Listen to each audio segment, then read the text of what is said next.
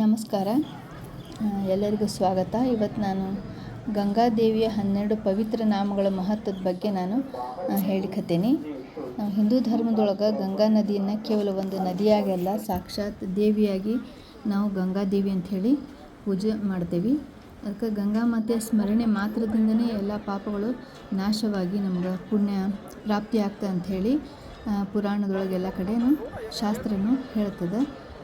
ಪುರಾಣಗಳಲ್ಲಿ ಗಂಗಾದೇವಿ 12 ಪವಿತ್ರ ನಾಮಗಳನ್ನು ನಾವು ಭಕ್ತಿಯಿಂದ ಜಪಿಸಿದ್ರೆ ಗಂಗಾ ಸ್ನಾನದ ಪುಣ್ಯ ದೊರೀತದೆ.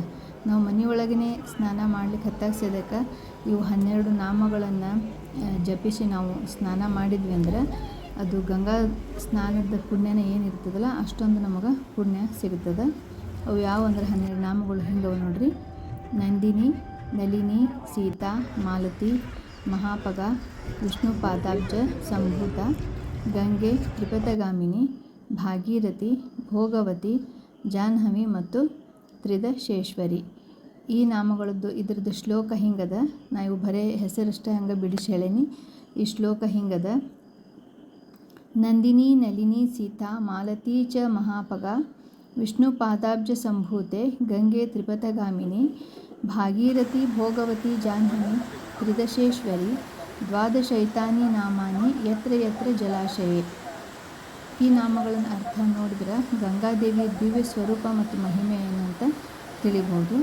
ಭಾಗೀರಥಿ ಅಂತಂದ್ರೆ ಭಗೀರಥ ಮಹಾರಾಜನ ತಪಸ್ಸಿನಿಂದ ಭೂಮಿಗೆ ಬಂದಳು.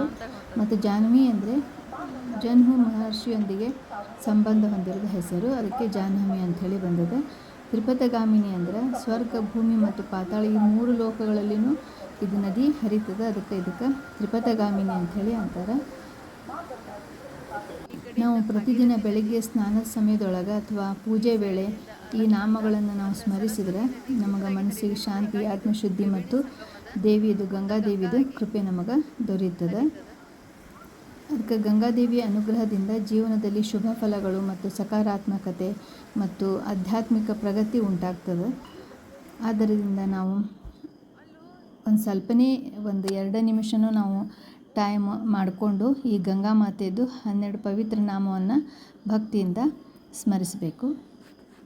ಈ ವಿಡಿಯೋ ನಿಮಗೆ ಇಷ್ಟವಾದರೆ ಲೈಕ್ ಮಾಡಿ, ಶೇರ್ ಮಾಡಿ ಮತ್ತು ನಮ್ಮ ಚಾನಲನ್ನು ಸಬ್ಸ್ಕ್ರೈಬ್ ಮಾಡಿರಿ.